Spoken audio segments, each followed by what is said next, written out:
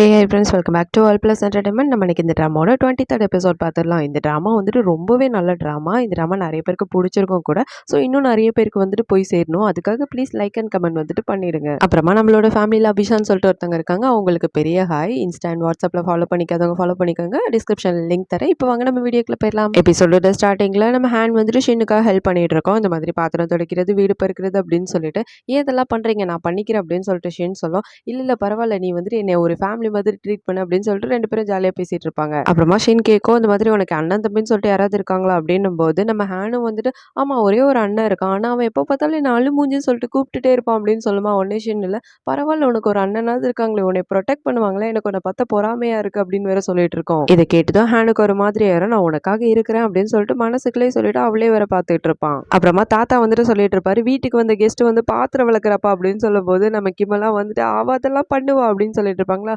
Okay, ஷின்னுக்கும் வந்துட்டு இந்த மாதிரி ஒரு ஃப்ரெண்டு தேவைதான், ரெண்டு பேரும் ஜாலியாக பேசட்டும் அப்படின்னு சொல்லிட்டு தாத்தா அங்க இருந்து போயிடுவாரு. ஹேண்ட் வந்துட்டு ஷின் கிட்ட இந்த மாதிரி உன் சைல்ட்ஹுட்ல நீ ஹாப்பியா இருந்தியா அப்படின்னு சொல்லிட்டு கேட்கும்போது, சைல்ட்ஹுட்டா அதை பத்தி எனக்கு சுத்தமா ஞாபகமே கிடையாது.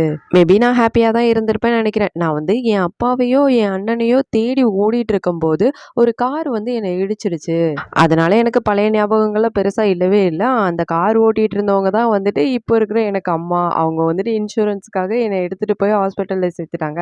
அதுக்கப்புறம் நான் எப்படி வளர்ந்தேன், இந்த மாதிரி மார்க்கெட்டில் டெலிவரி பண்ணுறது, சின்ன சின்ன வேலைகள்லாம் பார்த்து வளர்ந்தேன். ஸோ எனக்கு சைல்ட்ஹுட் பற்றி பெருசாக ஞாபகம் கிடையாது அப்படின்னு சொல்லிட்டு இருக்கோம். இந்த கதையை கேட்கும்போது ஹேண்டுக்கெலாம் வந்துட்டு கண்ணிலேருந்து ரத்த கண்ணீர் வராத குறை தான். அதுக்கப்புறம் வந்துட்டு ஷின் சொல்லிட்டு இருக்கோம், நான் ஏன் இதெல்லாம் உங்ககிட்ட சொல்லிட்டு இருக்கேன், எல்லாத்தையும் என் புருஷங்கிட்ட வேணா சொல்லுவேன், ஆனால் உங்ககிட்ட சொல்கிறேன்னா எனக்கு ஒருவேளை உங்ககிட்ட கம்ஃபர்டபுள் ஆகிடுச்சுன்னு நினைக்கிறேன் அப்படின்னு சொல்லிட்டு ஷின் பேசிகிட்டு இருக்கோம். அப்புறமா ரூமில் சோயா வந்துட்டு அவங்க அப்பா நினச்சி ரொம்ப ஃபீல் பண்ணிட்டு இருக்குமா. அந்த டைம் பார்த்து நம்ம கிம் போயிட்டு இந்த மாதிரி உங்கள் அப்பா இல்லாத டைம் வந்து உங்கள் அம்மா ஏதாவது சொல்லி உங்ககிட்ட ஃபீல் பண்ணியிருக்காங்களா, அப்படி ஏதாவது சீக்ரெட் இருக்கா அப்படின்னு சொல்லிட்டு கேட்கும்போது சோயா வந்துட்டு கேட்கும், அடே ஆல்ரெடி நீயே சொல்லிட்டு அது சீக்ரெட்னு சொல்லிட்டு அப்புறம் சீக்ரெட் எப்படி வெளியே சொல்ல முடியும் அப்படின்னு சொல்லிட்டு கேட்கும்போது ஆமாம்ல சொல்லிட்டு இருப்பானா.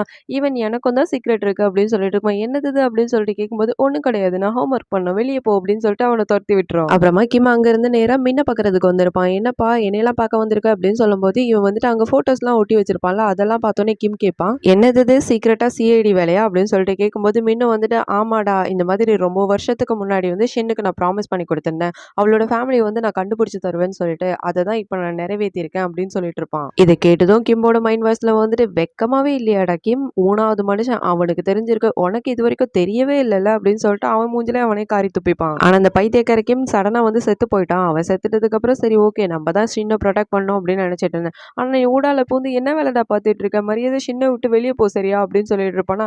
நம்ம கிமுக்கு வந்துட்டு சோக சிரிப்பா வந்துட்டு இருக்கும். இந்த பக்கம் ஹேனெல்லாம் வந்துட்டு விடாம அடிச்சு ஷின்னே பார்த்துட்டு இருக்கோம். ஷின்னு வந்துட்டு ஏன் என்னையே பார்த்துட்டு இருக்க, என்னாச்சு உனக்கு அப்படின்னு சொல்லிட்டு கேட்கும்போது அதெல்லாம் ஒன்றும் கிடையாது, இந்த மாதிரி எங்கள் அண்ணன் ரொம்ப சோகமா இருக்கும்போது அவன் கையில வந்துட்டு நான் பஞ்ச் பண்ணுவேன், ஸோ அந்த மாதிரி எனக்கு பண்றியா அப்படின்னு சொல்லிட்டு கேட்டுட்டு இருப்பான். நம்ம ஷின்னும் வந்துட்டு பண்ணுவா, ஆனால் ப்ராப்பரா பண்ண தெரியாது, அதனால அவளே வந்து சொல்லி கொடுத்துட்டு இருப்பான், இந்த மாதிரி தான் பண்ணணும் அப்படின்னு சொல்லிட்டு. நம்ம ஷின்னுக்குலாம் வந்துட்டு ரொம்ப சந்தோஷமா சிரிப்பா வந்துட்டு இருக்கும். ஆக்சுவலி ஷின் சிரிக்கிறது வந்துட்டு ரொம்பவே கியூட்டா இருக்கும். அப்புறமா நம்ம ஹேனும் வந்து போறதுக்கு முன்னாடி எனக்கு ஒரே ஒரு வாட்டி கட்டிப்பொடி வைத்தியம் மட்டும் பண்றியா அப்படின்னு சொல்லிட்டு அவகிட்ட ஒரு ஹக்கை வாங்கிட்டு அவ கிளம்பிடுவா. இந்த பக்கம் கிம் வந்துட்டு நம்ம மின் கிட்ட கேட்பான், அப்போ ஹேண்ட் வந்துட்டு அவனோட அண்ணன் சொல்லிட்டு தெரிஞ்சதுனால தான் அவங்க ரெஸ்டாரண்ட்டை வந்துட்டு கிம் கிட்ட சொன்னியா அப்படின்னு சொல்லிட்டு கேட்கும்போது ஆமா அதுக்காக தான் சொன்னேன், நம்ம ஷின் வந்துட்டு கேஷுவலா அவங்க அண்ணனை மீட் பண்ணோம், அதுக்காக தான் ரெக்கமெண்ட் பண்ணேன் அப்படின்ற மாதிரி சொல்லிட்டு இருப்பான். கிம் வந்துட்டு அவனுக்கு அவனே சொல்லிட்டு இருப்பான், ஆனா அந்த பைத்தியக்கார செத்த வீட்டுக்கு அன்னைக்கு கூட்டு போயிட்டு அடுத்த நாள் போய் செத்துட்டான்ல அப்படின்னு சொல்லிட்டு. கிம் இறந்து போன அன்னைக்கு வந்துட்டு நம்ம ஷின் வந்துட்டு அந்த ரெஸ்டாரண்ட்ல தான் வெயிட் பண்ணிட்டு இருக்கோம் கிம்முக்காக. அந்த டைம்ல தான் மின் வந்துட்டு அங்க போயிருப்பான் உண்மையை சொல்லலாம் அப்படின்னு சொல்லிட்டு. அந்த எல்லா விஷயங்களையும் வந்துட்டு மின் வந்து இப்போ கிம் கிட்ட சொல்லிட்டு இருப்பான். இந்த மாதிரி அன்னைக்கு தனியாக உட்காந்துட்டு தான் அவகிட்ட எல்லாத்தையும் சொல்லலாம்னு சொல்லிட்டு போனேன், ஆனால் அன்னைக்கு தான் வந்துட்டு கிம் செத்து போயிட்டான், அதனால ஏன் கூட அன்னைக்கு டைம் ஸ்பெண்ட் பண்ணதை வந்துட்டு ரொம்பவே கில்ட்டா நினைக்கிறேன், அவளுக்கு ரொம்பவே ஹர்ட் ஆயிடுச்சு. இப்போதான் இந்த கிம் மரமண்டைக்கு வந்துட்டு எல்லா விஷயங்களுமே வந்துட்டு புரியுது, எவ்வளோ பெரிய ஹியூஜ் ரெஸ்பான்சிபிலிட்டி இவனுக்கு இருந்திருக்கு, ஆனால் வேலைன்னு சொல்லிட்டு போயிட்டு அதுலேயே விழுந்து செத்துட்டான்ல அப்படின்னு நினைச்சு ரொம்பவே ஃபீல் பண்ணிட்டு இருப்பான். அப்புறமா கிம் வந்துட்டு மின் கிட்ட சொல்லுவான், இந்த மாதிரி ஹேண்ட் தான் அவளோட அண்ணன் சொல்லிட்டு அவகிட்ட ப்ளீஸ் சொல்ல வேணாம் அப்படின்னு சொல்லிட்டு இருப்பான். எதுக்காக அப்படின்னு சொல்லிட்டு கேட்கும்போது ஆல்ரெடி கிம் செத்து போய் அவள் அவ்வளோ ஃபீல் பண்ணிட்டு இருப்பா, இதுக்கப்புறம் வந்துட்டு அவன் அண்ணனும் செத்து போயிட்டான்னு சொன்னா அவள் எவ்வளோ ஃபீல் பண்ணுவா அப்படின்னு சொல்லும்போது நம்ம மின் வந்துட்டு சொல்லுவான், இதே தான் வந்துட்டு வேற மாதிரி ஹேனோட சிஸ்டர் வந்து என்கிட்ட சொல்லிச்சு, அதாவது ஹேன் என்ன சொல்லியிருப்பா அப்படின்னா, இந்த மாதிரி நான் தான் ஹேனோட ரியல் சிஸ்டர், நீ வந்துட்டு இன்னொருத்தங்களை வந்துட்டு இந்த மாதிரி சொல்லி அவங்கள ஹர்ட் பண்ண வேணாம்னு சொல்லியிருப்பா. ஆக்சுவலி வந்துட்டு நீ இப்போ சொன்னது அவங்க இப்போ சொன்னதும் வந்துட்டு ரெண்டும் சேமாக தான் இருக்கு, அவளை வந்து ஹர்ட் பண்ணக்கூடாது அதானே, எனக்கும் அதான் பண்ணக்கூடாது, சரி நான் சொல்ல மாட்டேன் அப்படின்னு சொல்லிட்டு மின்னும் சொல்லிடுவான். சரி ஓகே அப்படின்னு சொல்லிட்டு கிம்மும் வந்து அங்கேருந்து கிளம்பி வெளியே வந்துட்டு இருக்கும்போது நம்ம ஹேனும் அங்கிருந்து வந்துட்டு இருக்கோம். ஹேனெல்லாம் இவனை பார்த்ததும் கத்த ஆரம்பிச்சிடும். ஏன்டா தடி மாட்டு பையில எரும மாடு மாதிரி இருக்கிற இந்த மாதிரி அல்பாயுஸ்ல போய் சேர்ந்துட்டேன், என் தங்கச்சி எவன்டா பார்த்துப்பான் அப்படின்னு சொல்லிட்டு அவ பிடிச்சி பயங்கரமா கத்திட்டு இருப்பா. உன்னைக்கும் இல்ல அதை யார் சொல்றா பாரு, அல்பாயுஸ்ல போன நாய் நீயும் தானடா, இந்த மாதிரி வந்து உன் தங்கச்சி சின்ன வயசுல ஆர்ஃபனேஜ்ல சேர்த்துட்டு சொந்தக்காரங்க யாரோ வளர்க்குறாங்கன்னு சொல்லிட்டு புழுவிட்டு இருந்திருக்க, நீ எல்லாம் ஒரு மனுஷனா அப்படின்னு சொல்லிட்டு இவனும் சண்டைக்கு எகிரிட்டு வந்துட்டு இருப்பான். அதெல்லாம் பேசுறதுக்கு உனக்கு தகுதியே கிடையாதுடா, கல்யாணம் பண்ணி கூட்டு வந்துட்டு ஹாப்பியா பாத்துக்கிறேன்னு தானே சொன்னேன், இந்த மாதிரி அல்பாயுஸ்ல போயிட்டு அவளை அழ விட்டுட்டு இருக்க அப்படின்னு சொல்லிட்டு ரெண்டு பேருமே வந்துட்டு மாறி மாறி சண்டை போட்டு அடிச்சுக்க ஆரம்பிச்சிடுவானுங்க. ஏன்டா செத்து போன குரங்கு கண்ணாடி பையில, நீ ஏன்டா செத்து போன கேங்ஸ்டர் நாயே அப்படின்னு சொல்லிட்டு ரெண்டு பேரும் மாறி மாறி பேசி அடிச்சுக்க வேற ஆரம்பிச்சிடுவாங்களா. அவ்வளவுதான், கிம்மெல்லாம் வந்துட்டு அவன் மண்டிலே ஒரு அடியை போட்டுருவான். பேரும் அப்படியே ஒரு நிமிஷம் வந்துட்டு பழைய அவங்களோட உருவத்துக்கு வந்துட்டு மாறிடுவாங்க. உன்னை சும்மாவே விட மாட்டேன்டா கேங்ஸ்டரா நீ அப்படின்னு சொல்லிட்டு அவன் முடிய பிடிச்சலாம் எழுத்து எட்டி உதன்னு வேற உதச்சிட்டு இருப்பான். கிம்மெல்லாம் வந்து சொல்லுவான், சோடா பொட்டி போட்டதுனால என்ன பழம் நினைச்சிட்டல, இப்ப பாடுறா என் அடியா அப்படின்னு சொல்லிட்டு ஓங்கி ஒரு குத்து குத்த வருவான். யாரோ வேற கை பிடிச்சின்னு இருப்பாங்களா, எவன்டா இவன் அப்படின்னு சொல்லிட்டு பார்த்தா அங்க வந்து ஜுனா நின்றுட்டு இருப்பான். வந்துல ஏன்டா நாயே ஒரு பொண்ணை போட்டு ஏன்டா அடிக்கிற அப்படின்னு சொல்லிட்டு கத்தும் போதுதான் எட்டி பார்ப்பான். இங்க பொண்ணு மாதிரி நம்ம ஹேண்ட் வந்து படுத்து இருக்கோம். ஓ பொண்ணா அப்படின்னு சொல்லிட்டு இருக்கும் போதே அவளை பிடிச்சி தள்ளி விட்டு அவளை வந்துட்டு அவன் தூக்கிட்டு போயிட்டு இருப்பான். ரெண்டு பேருக்குமே வந்துட்டு சின்ன பத்தி தான் ரொம்பவே கவலையா இருந்துட்டு இருக்கோம். நம்ம ஹேண்ட் எல்லாம் வந்துட்டு அவளே யோசிச்சு ஜுனா மேல ஏறி உட்காந்து சோகமா வேற அங்க இருந்து போயிட்டு இருக்கோம். ரெண்டு பேரும் மாறி மாறி அடிச்சுக்கிட்டதுனால நம்ம கிம்மோட மூஞ்சில வந்து லைட்டா அடிபட்டு ரத்தம் வந்துட்டு இருக்குமா. இதை பார்த்த ஷின் வந்துட்டு என்னாச்சு உனக்கு அப்படின்னு சொல்லிட்டு உட்கார வச்சு மருந்து போட்டுட்டு இருக்கோம். கிம் வந்துட்டு கால் தடிக்கி கீழே விழுந்துட்டேன்னு சொல்லியிருப்பானா. ஒன்னும் இல்ல, நம்ம ஷின் வந்துட்டு ஏன்டா நீ குழந்தைய நெட்ட கொக்கு மாதிரி சட்டை பேண்ட் எல்லாம் போட்டிருக்க, இப்படி கால் தடிக்கி விழுந்துட்டேன்னு சொல்ற, குடிக்க கூட இல்ல ஆனா ஏன்டா விழுந்த அப்படின்னு சொல்லிட்டு கத்திட்டே தான் இருக்கும். மருந்து போட்டு முடிச்சதுக்கு அப்புறமும் நம்ம கிம் இல்ல, எனக்கு ரொம்பவே வலிக்குது, எனக்கு இன்னும் கொஞ்சம் போட்டு விடு அப்படின்னு சொல்லியிருப்பான். ஷின் எல்லாம் வந்துட்டு என்னாச்சு இவனுக்கு திடீர்னு ஏதாவது பைத்தியம் பிடிச்சிச்சா அப்படின்னு சொல்லிட்டு வித்தியாசமா வேற பார்த்துட்டு இருக்கோம். அடுத்து ஹேண்ட் வீட்டுக்கு வரும்போது வெளியே நின்று ஜுனா கிட்ட அந்த மாதிரி இவனா கிட்ட எதே சொல்லாத, நாங்க சும்மா தான் ஃபைட் பண்ணிக்கிட்டோம் அப்படின்னு சொல்லிட்டு இருக்கோம். ஆமா நான் அங்கதான் இருப்பேன்னு சொல்லிட்டு உனக்கு எப்படி தெரியும், என்னை ஃபாலோ பண்றியாடா பாடி சோடா அப்படின்னு சொல்லிட்டு வர கேட்டுட்டு இருக்கோம். இந்த கேள்விக்கு அவனோட மைண்ட் வாய்ஸ்ல வந்துட்டு நீ ஹேனோட சிஸ்டர் இல்லைன்னு சொல்லிட்டு எனக்கு நல்லாவே தெரியும், இருந்தாலும் சுஜாவால உனக்கு எந்த ஒரு பிரச்சனையும் வந்துடக்கூடாதுன்னு சொல்லிட்டு தான் ஃபாலோ பண்றேன் அப்படின்னு யோசிச்சுட்டு இருப்பான். நான் உன்னை நம்புறேன் அப்படின்னு வேற சொல்லிட்டு இருப்பான். நான் வெளியே வாய் திறந்து அதுக்கு அவ சொல்லுவா, நைட்டு வெளியே எதுவும் ஸ்டே பண்ணிடுவேன்னு சொல்லிட்டு பயந்துட்டியா, கவலைப்படாத நான் எங்கேயும் ஸ்டே பண்ண மாட்டேன், இங்கே தான் வருவேன், நீ என்ன நம்பலாம் அப்படின்னு சொல்லிட்டு உள்ள போகும்போது வீடெல்லாம் வந்துட்டு களைச்சு போட்டிருப்பாங்கல்ல, ஆல்ரெடி தான் இந்த சாவு வந்துட்டு ஐயோ நம்ம யுனாக்கு என்னாச்சு அப்படின்னு சொல்லிட்டு வந்து பார்த்தா அவ வந்துட்டு கிழிஞ்சு போன போட்டோஸ் எல்லாம் வந்துட்டு ஒட்டி வச்சிட்டு இருப்பா. இங்க யுனாவும் வந்துட்டு உன் அண்ணன் போட்டோஸ் எல்லாம் என்னால காப்பாற்ற முடியல சாரின்னு வேற சொல்லிட்டு இருக்குமா. சரி பரவாயில்ல விட போட்டோஸ் தானே அப்படின்னு சொல்லும் போது இல்ல இது எப்பதான் முடியும்னு சொல்லிட்டு எனக்கு தெரியல அப்படின்னு சொல்லிட்டு ரொம்பவே வந்துட்டு யுனா ஆள ஆரம்பிச்சிடும். அடுத்து கிம்ப தான் காட்டுவாங்க. அவன் வந்துட்டு ஷின்னோட பக்கத்துல போயிட்டு இந்த மாதிரி கையில இருக்க ஒரு பொக்கிஷத்தை வச்சு எப்படி பாதுகாக்கணும்னு தெரியாம வீணா செத்து போயிட்டல இந்த வேலைக்காக அப்படின்னு சொல்லிட்டு ரொம்பவே ஃபீல் பண்ணி மைண்ட் வாய்ஸ்ல அழுதுட்டு இருப்பான். இந்த பக்கம் ஹானும் வந்துட்டு ஷின்ன நினைச்சுதான் ஃபீல் பண்ணிட்டு இருக்கோம். அவளோட போட்டோ வச்சு பார்த்துட்டு இருக்கும்போது அங்க யுனா வர்ற மாதிரி இருக்குமா. உடனே வந்துட்டு அந்த போட்டோ வந்துட்டு ஒளிச்சு வச்சிருவா. அதுக்கப்புறம் அவ வந்துட்டு என்னாச்சு ஏங்க தனியா உட்காந்துருக்க அப்படின்னு சொல்லிட்டு கேட்கும்போது நம்ம ஹேண்ட் வந்துட்டு ஏதோ சோக கதையை வேற சொல்லி புலம்பிட்டு இருக்கோம். ஷின்க்கு ரிலேட்டடா பேசிட்டு இருப்பா. யுனாக்கு வந்துட்டு அது புரியாதுல்ல, என்னாச்சு அப்படின்னு சொல்லிட்டு கேட்கும்போது ஒன்னும் கிடையாது நான் கொஞ்சம் தனியா இருக்கணும் அப்படின்னு சொல்லுவா. சரி ஓகே இரு அப்படின்னு சொல்லிட்டு யுனாவும் வந்துட்டு அங்க இருந்து கிளம்பிடுவா. நெக்ஸ்ட் டே ஷின்க்கு வந்துட்டு இவனுக்கு ரெண்டு பேரும் சேர்ந்து ஒரே சர்ப்ரைஸ் கொடுக்க ஆரம்பிச்சிடுவானுங்க. ஒரு பொக்கே வந்துட்டு அவளோட லாக்கர்ல வச்சுட்டு இந்த மாதிரி உன்னை பத்தி இன்னும் நிறைய நாங்க தெரிஞ்சுக்கிட்டோம் அப்படின்னு சொல்லும்போது நம்ம ஷின்னுக்கு வந்துட்டு இதை கிம் தான் வச்சிருப்பான்னு சொல்லிட்டு ஒரே வெக்கமா வேற வந்துடும். மூஞ்செல்லாம் வேற பயங்கரமா செவந்து போயிடுமா. அது எப்படிப்பா அந்த கொரியால உள்ளவங்களுக்கு எல்லாம் மட்டும் வெக்க வந்தா மூஞ்சி செவந்து போகுதுன்னு தெரியல, நமக்கு மூஞ்சி அப்படியே தான் இருக்குது. அவ வந்துட்டு பவுடர் போட்டு அந்த செவக்கிறதெல்லாம் வேற மேனேஜ் பண்ணிட்டு அதுக்கப்புறம் தான் அது உள்ள போயிட்டு இருக்கும். அடுத்த ஹேண்ட் வந்துட்டு கிம் கால் பண்ணி என்னடா என் தங்கச்சிக்கு அந்த பூவெல்லாம் பிடிச்சிருக்குதா நான் மச்சான் அப்படின்ற மாதிரி சொல்லிட்டு இருப்பா. அதுக்கு இவனும் வந்துட்டு ஆமாடா பிடிச்சிருக்குதுடா அப்படின்ற மாதிரி சொல்லிட்டு இருப்பான். என்னடா வாடா போடான்னு சொல்லிட்டு கூப்பிட்டு இருக்கா, ஒழுங்கா மாமான்னு கூப்பிடு அப்படின்னு சொல்லும்போது இவன் ஒரு நிமிஷம் போனை எடுத்து பார்த்துட்டு கேங்ஸ்டர் நாய் அப்படின்னு சொல்லிட்டு ஆமா அப்படின்ற மாதிரி வேற சொல்லிட்டு இருப்பான். அதுக்கப்புறம் ஹேண்ட் வந்து சொல்லிட்டு இருக்கோம் என் தங்கச்சை கண்டுபிடிச்சா அவளோட ரியல் நேம் கூப்பிடணும்னு சொல்லிட்டு எனக்கு ஆசை, அழுமுஞ்சுன்னு கூப்பிட்டே அவளோட ரியல் நேமே நான் கூப்பிட்டதே இல்லை, இப்போ கூப்பிடணும் அப்படின்னு சொல்லும்போது இறா கூப்பிட வைக்கிறேன் அப்படின்னு சொல்லிட்டு இவங்க வந்துட்டு ஷின்னோட பக்கத்துல போயிட்டு ஹோங் நான் அப்படின்னு சொல்லிட்டு அவளோட ரியல் நேம் சொல்லும்போது அவர் எட்டி பார்த்துட்டு இருப்பாள். டே அவ பாக்குறாடா அப்படின்னு சொல்லிட்டு இவனுக்கு ரெண்டு பேருக்கும் வந்துட்டு ஒரே சந்தோஷமா இருந்துட்டு இருக்கும். ஷின்னெல்லாம் வந்துட்டுல ஒரு மாதிரி வித்தியாசமா பார்க்கும், இவன் ஒருத்தன் புதுசா என்னத்தையாவது பண்ணிக்கிட்டு இருக்கான் அப்படின்னு சொல்லிட்டு அப்புறமா ஹேனும் வந்துட்டுல சரி ஓகேடா மச்சான் நம்ம அப்புறம் பேசலாம் அப்படின்னு சொல்லிட்டு போனை வச்சிருவான். கிம்மும் போனை வச்சதுள்ள இந்த சீனியர் குறுக்காலம் வந்து வணக்கம் வச்சுட்டு வேற இருப்பாரு. இவன் வேற லைட்டா பயந்துரும், ஐயோ ஏன் பயமுறுத்துற அப்படின்னு சொல்லும்போது என்னை நீங்க மிஸ் பண்ணீங்கல்ல அப்படின்னு சொல்லிட்டு கேட்கும்போது ஆமா ரொம்பவே மிஸ் பண்ண அப்படின்னு வேற சொல்லிட்டு இருப்பான். ஆமா இந்த சீனியர் வேற 4-5 எபிசோட்ல வந்துட்டு ஆளை காணும்ல, இவர் வந்துட்டு வெக்கேஷன் போயிட்டாரா, அந்த மாதிரி வெக்கேஷன்லாம் எப்படி இருந்தது அப்படின்னு சொல்லிட்டு கேட்கும்போது இந்த சீனியர் வந்து சொல்லிட்டு இருப்பாரு, என்னோட ஃபேமிலி வந்துட்டு இந்த மாதிரி பிலிப்பைன்ஸ் பார்க்கணும் அப்படின்னு சொல்லிட்டு ரொம்ப ஆசைப்பட்டாங்க, ஆனா வந்து என் ஒர்க்குனால போக முடியல, இப்போ போயிட்டு வந்துட்டு உங்க புண்ணியத்துல அப்படின்னு சொல்லும்போது சரி ஓகே போயிட்டு வந்த அந்த பில்லெல்லாம் வந்துட்டு இந்த கம்பெனில கொடுத்து நீங்க கிளைம் பண்ணிக்கோங்க அப்படின்னு சொல்லும்போது இந்த சீனியருக்கு வந்து ரொம்ப ஷாக் ஆயிடும். உடனே சீனியர்ல கிம்ம பிடிச்சி பின்னாடி திரும்புங்க அப்படின்னு சொல்லிட்டு முதுகெல்லாம் வேற பிடிச்சி தடவிட்டு இருப்பாரு. ஐயோ இணையா வேணும் உனக்கு அப்படின்னு போது இல்ல சார் ரெக்க ஏதோ இருக்கான்னு சொல்லிட்டு பார்த்தேன், நீங்க ரொம்ப தேவதை மாதிரி தெரியுறீங்க சார் அப்படின்னு சொல்லிட்டு இருப்பானா.